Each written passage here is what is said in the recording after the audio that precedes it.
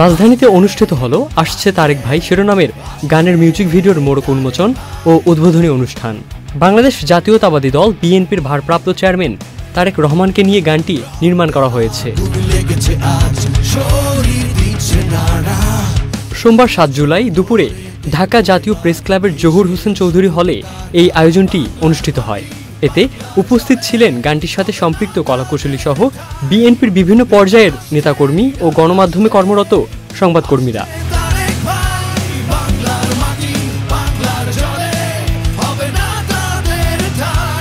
গীতিকার ফেরারি ফরহাদের লেখায় গানটিতে কণ্ঠ দিয়েছেন জাতীয় চলচ্চিত্র পুরস্কার প্রাপ্ত কণ্ঠশিল্পী মুমিন খান, পাওয়ার ভয়েস খ্যাত কণ্ঠশিল্পী তারিকুল ইসলাম সুমন। বান্ডেল থাকলে প্রতি সেনমানিতে টাকা বাঁচবে।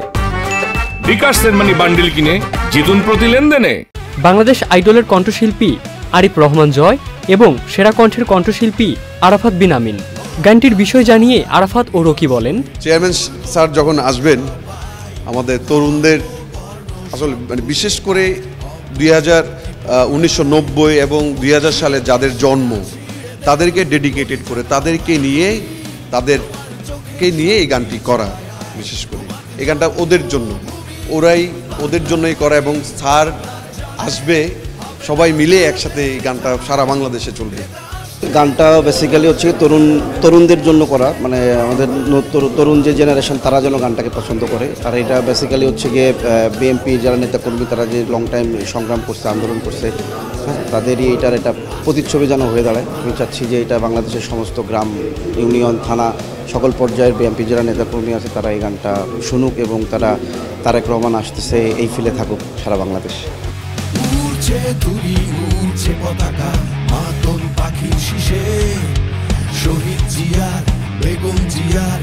অনুষ্ঠানে গানটির ভিডিও প্রদর্শনের পাশাপাশি এর পেছনের ভাবনা, নির্মাণ প্রক্রিয়া ও রাজনৈতিক প্রেক্ষাপট নিয়েও আলোচনা হয়। এ বিষয়ে কথা বলেন চট্টগ্রাম বিভাগীয় বিএনপির সহ সাংগঠনিক সম্পাদক barrister Mir Helal Uddin.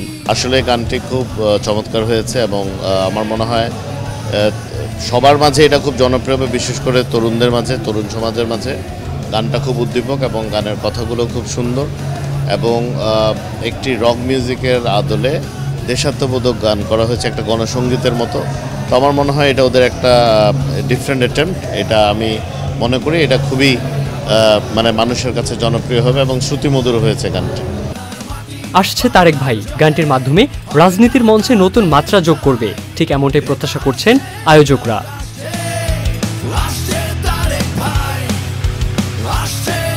Ibn Saeed Ankur, channel I.